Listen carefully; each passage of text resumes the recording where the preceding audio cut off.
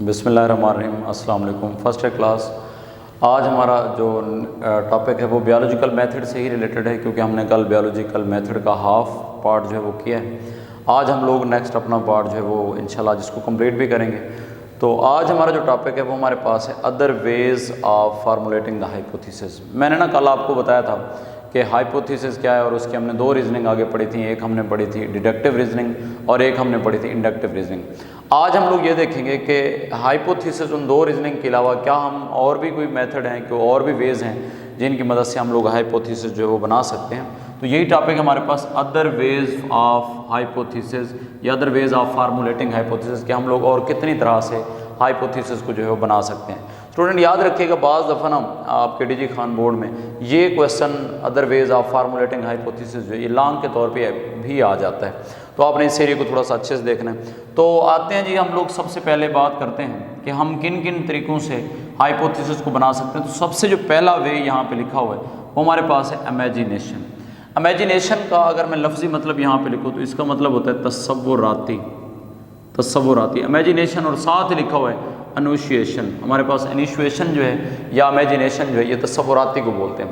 اب اس میں آپ کو سمجھاتا ہوں۔ فار ایگزامپل آپ لوگوں کا نا کوئی پڑوسی جو آپ کے ساتھ آپ کے ارد گرد کے انوائرمنٹ میں رہ رہا تھا، وہ ایک دم سے نا وہ چلا گیا کسی دوسرے کنٹری میں، تو تقریباً 1 سال گزر گیا، 2 سال گزر گیا، 3 سال، اور آپ سے پھر جا کے کسی نے پوچھا کہ یار آپ کے ساتھ والا جو پڑوسی رہتا تھا وہ آج کل کہاں ہے، تو آپ اس کو بڑی اس میں انداز میں بول دیتے کہ یار وہ دیتے مزے ہی کچھ اور نے، یا وہ بہت زیادہ جو ہے آج کل انجوائمنٹ جو ہے وہ کر رہا ہے۔ حالانکہ وہ بیچارہ مے بھی کہ وہاں پہ جس کنٹری میں گیا ہے وہاں پہ ہو سکتا ہے اس کی جیل میں پڑا ہو، اس پہ کوئی اس طرح کی بات بنی ہو کہ کیس بنا ہو کہ وہ بیچارہ نا جیل میں سڑ رہا ہو۔ تو ہم لوگ کیا کرتے ہیں، ہم تصوراتی خیالات کی بنیاد پہ، تصوراتی بات پہ ہم کہہ دیتے کہ شاید اس کے جو ہے بڑے مزے، یہ جو ہم نے بولا کہ یار اس کے مزے بہت زیادہ ہیں، تو یہ ہم نے امیجینیشن کیا، ہم نے تصوراتی بات کی، اور ہم نے ایک ہائپوتھیسس جو ہے وہ بنا کے بھیج دیا۔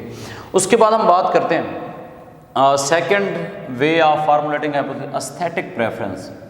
ایستھیٹک پریفرنس کا مطلب ہوتا ہے کسی بھی چیز کو اس کے حسن و جمال کی بنیاد پہ ہم نے ہائپوتھیسس دینا ہے، اس کو اس کے حسن و جمال کو دیکھ کے ہم لوگ جو ہے یہ بتاتے ہیں۔ فار ایگزامپل میں آپ کو یہ کہتا ہوں کہ میں نا کسی سینری کی دکان پہ چلا جاتا ہوں، اور وہاں پہ میرے پاس نا اتنی ساری سینریز مجھے نظر آتی ہیں، اور میں وہاں پہ ان میں سے کسی ایک سینری کو جو ہے وہ سلیکٹ کر کے بتا دیتا ہوں کہ مجھے نا یہ والی سینری جو ہے وہ چاہیے۔ اس کا مطلب یہ ہے کہ میں نے پوری دکان میں سے صرف ایک سینری کو سلیکٹ کیا ہے۔ دیٹس مین کہ مجھے باقی جو سینریز تھیں ان سے وہ مجھے کیا لگی، اچھی لگی ہوگی یا بہتر لگی ہوگی۔ تو یہ میں نے جو چوز کیا ہے یہ میں نے اس کے ایستھیٹک پریفرنس یا اس کے حسن و جمال کی بیس پہ میں نے وہ چیز سلیکٹ کی۔ ہو سکتا ہے کہ میں جب گھر جاؤں تو مجھے جو ہے گھر والوں سے ڈانٹ بھی پڑے کہ یہ تم کس طرح کی سینری جو ہے وہ لے کے آؤ، لیکن میرے حساب سے وہ بہت اچھی تھی۔ اس کے بعد ہم بات کرتے ہیں تھرڈ وے ہمارے پاس ہے فارمولیٹنگ ہائپوتھیسس، ریلیجیس اور فلاسفیکل آئیڈیاز، کہ ہم مذہبی بنیاد پہ یا ہم فلسفے کی بنیاد پہ بھی کوئی ہائپوتھیسس دے سکتے ہیں۔ جیسا کہ یہاں پہ میں ریلیجیس آئیڈیاز کی بات اگر کروں تو قرآن کریم میں یہ بات ہے کہ اللہ تعالیٰ نے انسان کو نا ایک نطفے سے پیدا کیا ہے، ایک نطفہ سے جو ہے وہ پیدا کیا ہے۔ تو نطفہ ہم لوگ اگر بیالوجی کی ورڈنگ میں دیکھیں تو زائگوٹ کو بولتے ہیں۔ تو یہی بات جب ہم نے سرچ کی، سائنس نے سرچ کی، تو بالکل صحیح بات تھی کہ ہم لوگ جو ہے آگے زائگوٹ سے ہی بنتے ہیں، ٹھیک ہے۔ تو یہ ایک ہمارے پاس ریلیجیس بات تھی۔ اسی طرح ہم لوگ کسی بھی فلسفے یا فلاسفر کی کوئی بھی بات جو ہے وہ ہم لوگ بتا سکتے ہیں، اس سے بھی ہم ایک ہائپوتھیسس بنا سکتے ہیں۔ تو یہی بات ہے ریلیجیس اور فلاسفیکل آئیڈیاز۔ اس کے بعد ہمارے پاس جو چوتھا طریقہ ہے ہائپوتھیسس بنانے کا وہ ہمارے پاس ہے جی کمپیریزن۔ اب کمپیریزن میں یاد رکھیے گا 2 ٹرمز ہم نے یہاں پہ لکھی ہوئی ہیں۔ ایک ٹرم میں نے یہاں پہ لکھی ہے جی ہومولوگی، اور دوسری ٹرم میں نے یہاں پہ لکھی ہے اینالوگی۔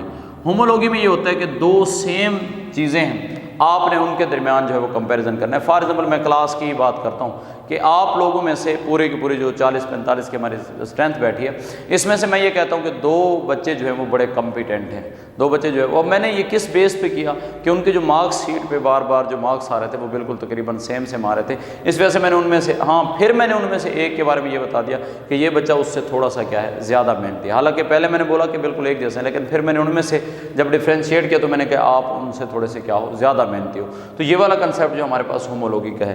اس کے بعد ہے اینالوگی۔ اینالوگی کا کنسیپٹ یہ ہے کہ 2 چیزیں بظاہر دکھنے میں ایک جیسی ہوں لیکن وہ ہوں ڈیفرنٹ، ہم لوگ ان کے درمیان جو ہے کمپیریزن کریں۔ فار ایگزامپل میں آپ کو ایگزامپل دیتا ہوں شکر اور چینی کی۔ اب میں آپ کو یہ کہوں کہ شکر اور چینی میں سے آپ لوگ یہ چنو کہ شکر زیادہ بہتر ہے یا چینی زیادہ بہتر ہے، تو آپ ڈیفینیٹلی آپ یہ بول دیں گے کہ سر شکر جو ہے وہ زیادہ بہتر ہے۔ کیوں بہتر ہے آپ کے مائنڈ میں؟ حالانکہ دونوں کا ذائقہ بھی سیم ہے، میٹھی ہیں دونوں، جو ہے مٹھاس پیدا کرتی ہیں، لیکن آپ نے شکر کو کیوں چوز کیا؟ آپ لوگوں نے شکر کو اس وجہ سے چوز کیا کہ وہ سر وہ نیچرل وے سے بنی ہوئی ہے، اور جو آپ کی چینی ہے وہ دراصل آرٹیفیشیل وے سے بنی ہوئی۔ تو یہ ایک تھوڑا سا ڈفرینس ہے کہ ہم لوگ دو مختلف چیزوں کے درمیان بھی اور سیم چیزوں کے درمیان بھی کمپیریزن کی بنیاد پہ بھی کہہ سکتے ہیں کہ یہ چیز جو ہے وہ دوسرے سے کیا ہے، وہ زیادہ بہتر ہے۔ اس کے بعد ہم بات کرتے ہیں discovery of one thing while looking for others. اس کا مطلب کیا ہے کہ ہم لوگ بینگ اے بیالوجسٹ، ہماری تلاش جو ہے وہ کسی ایک چیز کی ہوتی ہے، ہم کسی ایک چیز کو ڈسکور کر رہے ہوتے ہیں، لیکن ہمیں اچانک سے جو ہے وہاں پہ کوئی اور چیز جو ہے وہ مل جاتی ہے۔ تو یہی بات یہاں پہ لکھے discovery of one thing while looking for other. اس میں آپ کو اگزامپل کوٹ کرتا چلوں سر الیگزینڈر فلیمنگ کی، سر الیگزینڈر فلیمنگ کی میں آپ کے ساتھ اگزامپل کوٹ کرتا چلوں۔ الیگزینڈر فلیمنگ صاحب جو تھے یہ نا ورک کر رہے تھے لیب کے اندر نا بیکٹیریا پہ، اور ایک دم سے ایسا ہوا کہ ایک دن وہ بیکٹیریا کی جو پیٹری ڈش ہے وہ تیار کر کے کہیں چلے گئے، اور غلطی سے ان کی جو لیب کی کھڑکی تھی وہ تھوڑی بہت شاید کھلی رہی، اور ایک دم سے ہوا آئی، اور ہوا سے نا کوئی گرین کلر کا کوئی ایسے لگا لیں کہ پتے کی طرح کی کوئی چیز تھی، وہ آ کے نا اس پیٹری ڈش کے اوپر گری۔ تو جیسے ہی وہ واپس آیا تو اس نے دیکھا تو اس پیٹری ڈش کے اوپر وہ ایک چھوٹا سا نا گرین کلر کا جو ہے پتے کی طرح کوئی چیز آئی پڑی تھی۔ اس نے وہ اوپر سے اٹھایا تو اس کے جو نیچے بیکٹیریا تھے پیٹری ڈش کے اندر وہ بالکل صاف ہو چکے تھے۔ اب اس نے دیکھا کہ شاید اس پتے کے اندر، اس گرین یا سبز چیز کے اندر کوئی ایسی چیز تھی جس نے بیکٹیریا کو آ کے کل کر دیا۔ تو حالانکہ اس کی ریسرچ چل رہی تھی کس چیز کے اوپر، بیکٹیریا کے اوپر، لیکن ایک دم سے ایسے ہوا کہ جب اس نے اس گرین پتے کو دیکھا تو اس نے کہا یہ تو ہمارے پاس پینسلین ہے، یہ تو ہمارے پاس فنگس ہے جی پینسیلیم۔ تو اس سے اس نے پھر اینٹی بایوٹک بنا لی، جس کا نام ہم نے فرسٹلی اینٹی بایوٹک کو کیا رکھا، پینسلین۔ تو پینسلین کی ڈسکوری ہوگی، مطلب کام وہ کر رہا تھا بیکٹیریا کے اوپر، اس کی ریسرچ تھی، لیکن اچانک سے اس کی جب ریسرچ ہوئی تو اس پہ بات جا نکلی کہاں تک کہ وہاں پہ اس کو فرسٹ جو اینٹی بایوٹک ہے وہ مل گئی، جس کا نام کیا رکھا گیا، پینسلین رکھا گیا۔ اس کے بعد ہم آتے ہیں ٹیسٹنگ آف ہائپوتھیسس۔ اسٹوڈنٹ یاد رکھیے گا، ایک ہائپوتھیسس کو بار بار سائنٹسٹ کی یہ کوشش ہوتی ہے کہ وہ ان کو ٹیسٹ کریں، ان کو ایکسپیریمنٹ سے گزاریں، تاکہ پتہ چلے کہ کیا یہ ایکسپیریمنٹ کے مطابق بھی یہ صحیح ثابت ہوتے ہیں یا پھر یہ غلط ثابت ہوتے ہیں۔ تو یہی بات یہاں پہ لکھی ہوئی ہے، hypothesis is subjected to rigorous testing. Rigorous کا مطلب ہوتا ہے بہت زیادہ، مطلب ایک ہائپوتھیسس کو بہت زیادہ ٹیسٹوں سے گزارا جاتا ہے، اور اگر ایک ہائپوتھیسس پہ ہم لوگ بار بار تجربات کرتے جائیں تو اور وہ غلط ثابت نہ ہو یا پھر وہ صحیح ثابت ہوتا جا رہا ہو، تو اس کا مطلب یہ ہے کہ اٹ انکریز دا کانفیڈنس، اس سے سائنٹسٹ کا جو کانفیڈنس ہے، اعتماد جو ہے وہ اس پہ بڑھتا ہے۔ اور اگر ہائپوتھیسس جو ہے اس کو ہم ٹیسٹ کر رہے ہوں اور ایک دم سے وہ بالکل جو ہے فالسیفائڈ ہو جائے یا پھر وہ غلط ہو جائے، تو اس سے تھوڑا سا وہ بھی ہوتا ہے۔ تو یہی بات لکھی ہوئی ہے ہمارے پاس کہ hypothesis is subjected to rigorous testing, hypothesis کو جو ہے سائنٹسٹ بار بار ٹیسٹ کرتے ہیں۔ انکریز دا کانفیڈنس، جس سے سائنٹسٹ کا جو کانفیڈنس ہے وہ کیا ہو جاتا ہے، بڑھ جاتا ہے۔ Hypothesis is tested to be falsified, اور یہ بھی ہو سکتا ہے کہ ہائپوتھیسس کو غلط ثابت کرنے کے لیے بار بار جو اس کے اوپر ہم لوگ ایکسپیریمنٹ کرتے ہیں۔ اس کے بعد ہم آتے ہیں کہ اگر ہمارے پاس ایک ہائپوتھیسس جو ہے وہ ہم بار بار ایکسپیریمنٹ کرنے کے بعد بھی وہ غلط ثابت نہ ہو سکے، وہ فالسیفائڈ نہ ہو سکے، تو اس سے کیا ہوتا ہے، increase the confidence of scientist, ہمارے جو سائنٹسٹ ہیں ان کا اعتماد بالکل بڑھ جاتا ہے۔ اور اب سائنٹسٹ کی کیا کوشش ہوگی کہ ہم مزید ان کو مزید ٹیسٹ سے گزاریں۔ تو سائنٹسٹ ایک ہائپوتھیسس کو بے شک نو ڈاؤٹ کہ وہ پہلے والے ایکسپیریمنٹ کے مطابق بھی ٹھیک ہو رہا ہے، لیکن پھر سے ٹرائی کرتے ہیں کہ کہیں ایسا نہ ہو کہ غلط ثابت ہو جائے۔ تو سائنٹسٹ کیا کرتے ہیں، hypothesis that is tested again and again, ایک ہائپوتھیسس جس کو وہ بار بار ٹیسٹ کرتے ہیں، consider the well supported hypothesis. Scientist سمجھتے ہیں کہ یہ ہمارے پاس ایک ویل سپورٹڈ ہائپوتھیسس ہے، مطلب اس کو بہت سارے ایویڈنسز کا، بہت سارے ایکسپیریمنٹ کے بعد جو پروف ثبوت ہیں ان کا جو ہے وہ سہارا ہوتا ہے۔ اس کے بعد ہم آتے ہیں فارمولیشن آف فردر ہائپوتھیسس۔ ایک ہائپوتھیسس کی یہ خاصیت ہوتی ہے کہ ہائپوتھیسس سے نئے ہائپوتھیسس بھی بنائے جا سکتے ہیں۔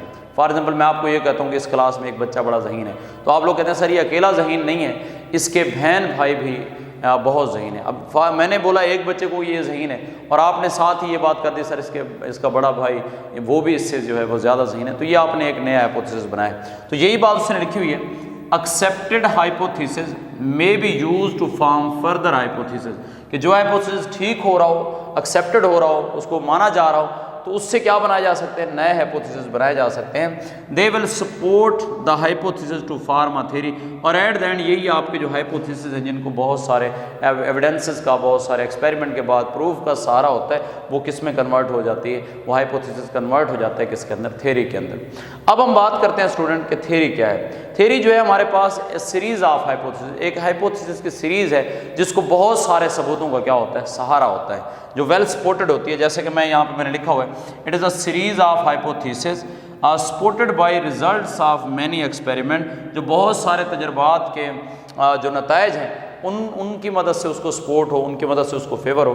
تو یہ ہمارے پاس ہائپوتھیسس، ایسے ہائپوتھیسس جن کو ثبوتوں کا سہارا ہو، تو یہ ہمارے پاس بن جاتے ہیں کس کے اندر؟ کنورٹ ہوتے ہیں تھیوری کے اندر. تو یہ تھیوری بن جاتے ہیں. تو that is a series of hypothesis supported by results of many experiment, that is called theory. تو ہمارے پاس تھیوری بن جائے گی. اس کے بعد ہم بات کرتے ہیں کہ ایک تھیوری جو ہے وہ ہمارے پاس دو طرح کی ہو سکتی ہے. تھیوری اسٹوڈنٹ یاد رکھیے گا پریڈکٹیو بھی ہو سکتی ہے، یا پھر تھیوری جو ہے وہ ہمارے پاس پروڈکٹیو بھی ہو سکتی ہے. پریڈکٹیو کا مطلب کیا ہے؟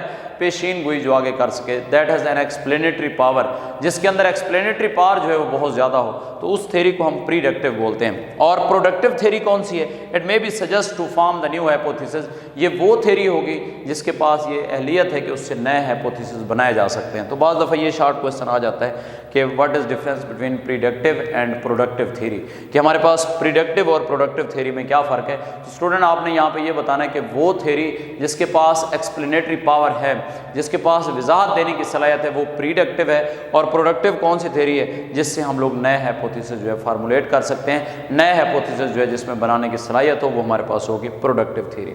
اس کے بعد ہم بات کرتے ہیں ٹیسٹنگ آف تھیوری. یاد رکھیے گا اسٹوڈنٹ، یہ آپ نے ہرگز نہیں سمجھنا کہ تھیوری جو ہے ہماری بن گئی اور سائنٹسٹ جو ہے اس کے اوپر ایکسپیریمنٹ چھوڑ دیتے ہیں. ایسا نہیں ہے. سائنٹسٹ کی یہ کوشش ہوتی ہے، ہر ممکن یہ کوشش ہوتی ہے کہ تھیوری کو بھی کیا کریں؟ غلط ثابت کریں. تو سائنٹسٹ کیا کرتے ہیں؟ In the case of the good theory testing goes on, اس پہ مزید بار بار جو ہے وہ ٹیسٹ کرتے رہتے ہیں. Scientist take it a challenge. Scientist کی کوشش ہوتی ہے کہ ہم کسی نہ کسی طرح سے اس تھیوری کو کیا کریں؟ غلط ثابت کریں. وہ ایک دوسرے کے ساتھ کمپٹیشن لگا کے چیلنج کے طور پہ اس کو لیتے ہیں اور ہر ممکن کوشش کرتے ہیں کہ اس تھیوری کو کیا کیا جا سکے؟ ڈسپروو کیا جا سکے. تو یہی بات یہاں پہ لکھی ہوئی ہے، the scientist exert the great effort. وہ فل ایفرٹ کرتے ہیں ٹو ڈسپروو اٹ، کہ اس تھیوری کو کیا کیا جا سکے؟ غلط ثابت کیا جا سکے، ڈسپروو کیا جا سکے. اب اسٹوڈنٹ آپ لوگ سب، آپ کے مائنڈ میں ایک بات آ رہی ہوگی کہ سر اگر یہ تھیوری بار بار ایکسپیریمنٹ کرنے کے بعد بھی اگر سائنٹسٹ سے ڈسپروو نہ ہو تو پھر یہ کیا بنے گی؟ تو میرے بچے یاد رکھیے گا یہ پھر کنورٹ ہو جاتی ہے کس کے اندر؟ لا کے اندر. یہ تھیوری جو ہے پھر بن جاتی ہے لا. یہ ہمارے پاس لا بن جاتی ہے. اب اگر ہم لا کے ڈیفائن کریں تو یہی بات یہاں پہ لکھی ہوئی ہے، if the theory survive the skeptical approach and supported by the many experiment then it become the law. پھر یہ لا بن جاتی ہے. اب یہاں پہ میں نے ایک ورڈ لکھا ہوا ہے skeptical. skeptical کا مطلب ہوتا ہے شکی اپروچ، یعنی ایک تھیوری جس کے اوپر اتنے شک و شبہات تھے، اگر وہ ان شک و شبہات کے بعد بھی سروائیو کر جاتی ہے، وہ ٹھیک رہتی ہے، وہ غلط ثابت نہیں ہوتی، تو پھر جا کے وہ کس میں کنورٹ ہوتی ہے؟ وہ ایک لا بن جاتی ہے. اس کے بعد ہم آتے ہیں کہ فیکٹس آف لاز جو ہیں وہ کیا ہیں. لاز کے فیکٹس چاند ایک میں نے یہاں پہ لکھے ہیں. It is a constant. پہلی بات یہ کہ لا ہمیشہ جو ہے وہ کانسٹنٹ ہوتا ہے، لا جو ہے وہ تبدیل نہیں ہوگا. اور دوسری بات، لا جو ہے یہ یونیفارم ہوتا ہے. لا کانسٹنٹ ہوگا اور ساتھ جو ہے یہ کیا ہوگا؟ لا جو ہے وہ یونیفارم ہوگا. اس کے بعد ہم بات کرتے ہیں ورچولی ارریفیوٹیبل تھیوری. اگر ہم لا کی پراپر ڈیفائن کریں تو ہم لوگ ناقابل تردید تھیوری کو ہم لا بولتے ہیں، یعنی ایسی تھیوری جس کو رد نہ کیا جا سکو، جس کو غلط ثابت نہ کیا جا سکتا ہو، ہم ایسی تھیوری کو نام دیتے ہیں دیٹ از کالڈ لا. تو یہی بات یہاں پہ لکھی ہے، اٹ از اے ارریفیوٹیبل تھیوری. ارریفیوٹیبل کا مطلب ہوتا ہے جس کو ہم رد نہیں کر سکتے، جس کو ہم غلط ثابت نہیں کر سکتے.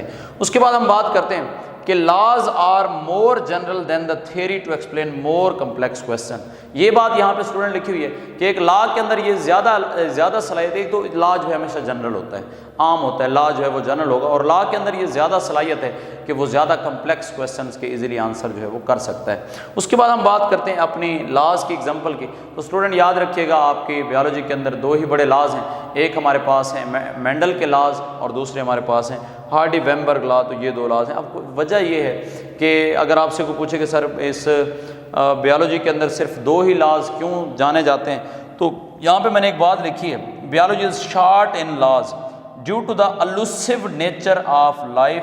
کیونکہ آپ کی جو لائف ہے اس میں الوسو نیچر ہے کہ زندگی جاندار جو ہیں وہ سارے ایک جیسے نہیں رہتے، ان میں آئے دن جو ہے وہ ایوولوشن ہوتی ہے، آئے دن جو ہے ان کی اقسام یا ان کی ورائٹیز میں جو ہے وہ چینج آتی ہے۔ تو اس وجہ سے کیونکہ آپ کے جانداروں کی نیچر الوسو ہے، جاندار اپنی نیچر کے لحاظ سے تبدیل اپنے آپ کو کرتے رہتے ہیں، تو اس وجہ سے پراپر جو ہے ہمارے پاس ان 2 لاز کے علاوہ کوئی اور لا ابھی تک نہیں بنا۔ تو اسٹوڈنٹ یہاں تک آپ کا یہ کنسیپٹ ہے۔ اس میں ایک بات بتا دوں، تھیوری اور لا پہ بعض دفعہ اکیلا لانگ کویسچن اس میں سے آ جاتا ہے، تو آپ نے اس ایریا کو اچھے سے ہٹ کرنا ہے، تھیوری اور لا کو، اس کے بعد ہائپوتھیسس کو فارمولیٹ ہم نے کیسے کرنا ہے، اور اس کے بعد آپ نے اس میں سے ڈیڈکٹیو اور انڈکٹیو ریزننگ والا ٹاپک جو ہے یہ آپ نے اچھے سے کرنا ہے، انشاءاللہ آپ کے مارکس یہاں سے نہیں کٹیں گے۔ اسٹوڈنٹ یہاں تک آج کے لیے کافی ہے، ملتے ہیں جی نیکسٹ لیکچر کے ساتھ، اللہ حافظ۔